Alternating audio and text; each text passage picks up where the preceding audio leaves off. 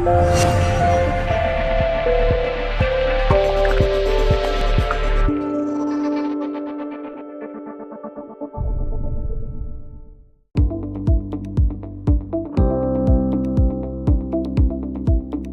there, I'm Annie Barrett, and I'm a certified yoga health coach and yoga health coach mentor with Yoga Healer. I'm part of the Yoga Healer leadership group.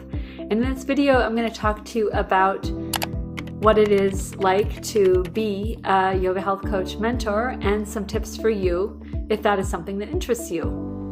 So my responsibilities as a yoga health coach mentor are to help mentor a group or a cohort of yoga health coach participants through the year-long process of YHC, from quarter 1 all the way through quarter 4, all the way through their finishing up and hopefully becoming certified.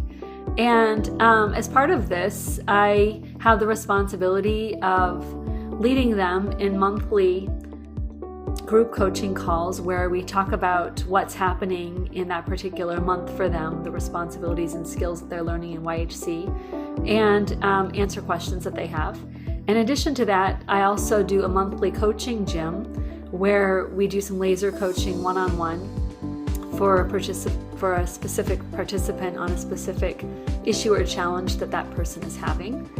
And then it's also my job to stay really engaged and active and available on the Facebook forum as well as via email, so I can communicate with my group that way. And it's a ton of fun. And in addition to that, I'm also part of the Yoga Healer group of mentors and coaches, and we have our own monthly meeting where we get support in order to help us become better coaches and clarify our roles and responsibilities, and that is super fulfilling. And there are a number of really tangible benefits of being a yoga health coach mentor. And the first one is that I have the opportunity to refine my coaching skills, that through this process of mentoring others, I get better and better at coaching, which is awesome because I love coaching and I want to be better at it. And the second really great benefit is that I have the opportunity to really own and hone in on the YHC business model.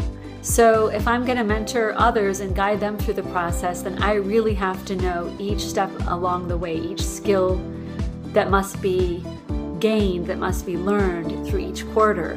And as I'm really clear on articulating that for my group, I get better and better at practicing it myself. So that's awesome.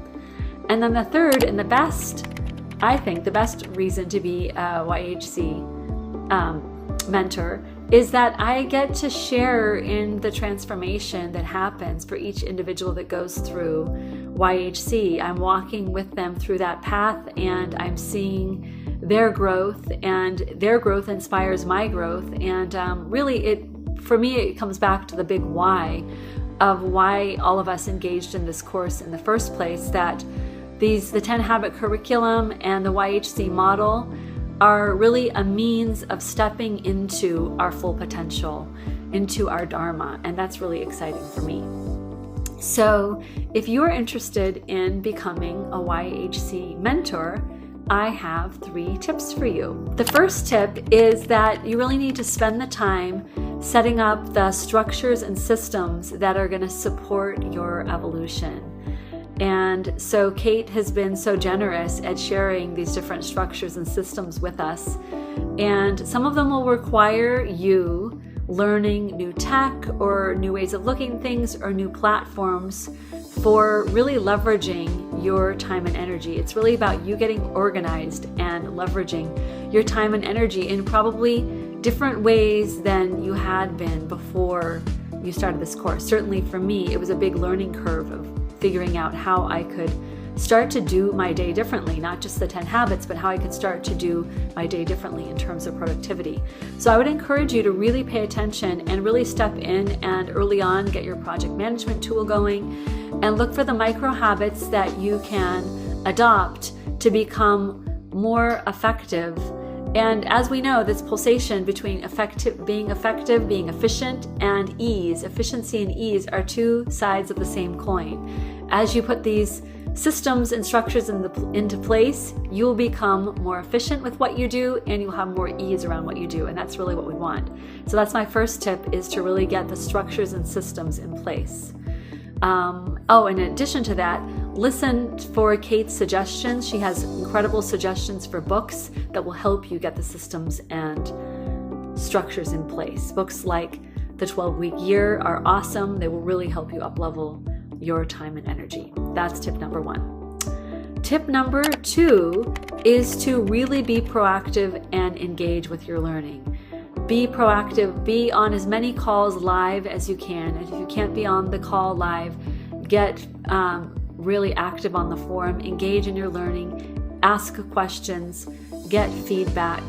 You will get as much out of YHC as you put into it. Whatever you put into YHC, that will come back to you tenfold, but it requires you being engaged. So tip number 2 is to get engaged and be proactive with that.